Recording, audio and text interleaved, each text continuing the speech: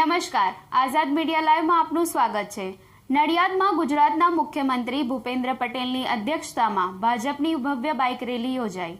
આજે જ્યારે ચૂંટણીના પડઘમ શાંત થવા જઈ રહ્યા છે, ત્યારે મુખ્યમંત્રી ભૂપેન્દ્ર પટેલની અધ્યક્ષતામાં નડિયાદ શહેરમાં ખેડા જિલ્લા લોકસભાના ઉમેદવાર દેવુસિંહ ચૌહાણના સમર્થનમાં ભવ્ય બાઇક રેલી નીકળી હતી।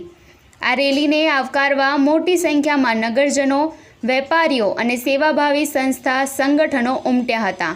તેમજ નડિયાદના દરેક વિસ્તારોમાં લોકોએ રથમાં સવાર મુખ્યમંત્રી ભૂપેન્દ્ર પટેલ, ધારાસભ્ય પંકજ દેસાઈ, ખેડા જિલ્લા ભાજપ પ્રમુખ અજયભાઈ બ્રહ્મભટ્ટનું પુષ્પવર્ષાથી ઉત્સાહભેર સ્વાગત કર્યું।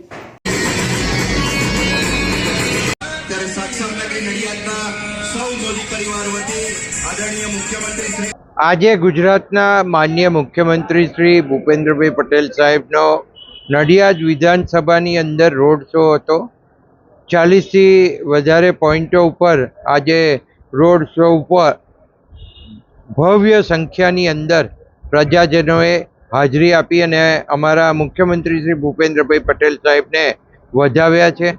અને ભૂપેન્દ્રભાઈ પટેલ સાહેબ ખાસ આજે દેવુસિંહજી આપણા લોકસભાના સીટના ઉમેદવારના માટે પ્રચારમાં આવ્યા હતા અને આજના પ્રચાર ઉપરથી માનનીય મુખ્યમંત્રી શ્રી ભૂપેન્દ્રભાઈ પટેલ સાહેબના પ્રચાર જેનાથી જે જંગી રેલી બાઇક રેલી નીકળી અને આ બાઇક રેલી નડિયાદની અંદર ફરી એનાથી એક ઉત્તેજનાભર્યું વાતાવરણ નડિયાદની અંદર સર્જાઈ ગયું છે અને સમગ્ર માહોલ અહીંયા ભારતીય જનતા પાર્ટી તરફીનો ઊભો થયો છે અને આની અસર સમગ્ર ખેડા લોકસભા સીટ ઉપર પણ પડશે અને મને વિશ્વાસ છે કે આની અસર આણંદની લોકસભા સીટ ઉપર પણ પડવાની છે, કારણ કે આણંદ અને ખેડા એ બૃહદ પહેલાં ખેડા જિલ્લો હતો અને આ એકબીજાના જે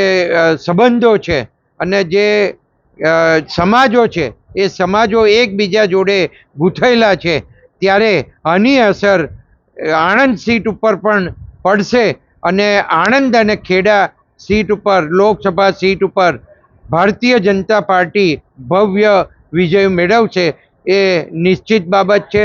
હમણાં થોડા સમય પહેલાં મોદી સાહેબની પણ રેલી વિદ્યાનગરની અંદર થઈ ગઈ અને શાસ્ત્રી મેદાનની અંદર 50,000 કરતાં પણ વધારે સંખ્યા જ્યારે ડૂમની અંદર હાજર હતી અને આપણા દેશના વડાપ્રધાન મોદી સાહેબે જે મુદ્દાઓ પ્રજાજનોને આપ્યા અને એનાથી જે માહોલ આખો ઊભો થયો છે એ માહોલ પણ અહીંયા બેઉ સીટ ઉપર એની અસર છે અને આ લોકસભા સીટ ભારતીય જનતા પાર્ટી મેળવશે।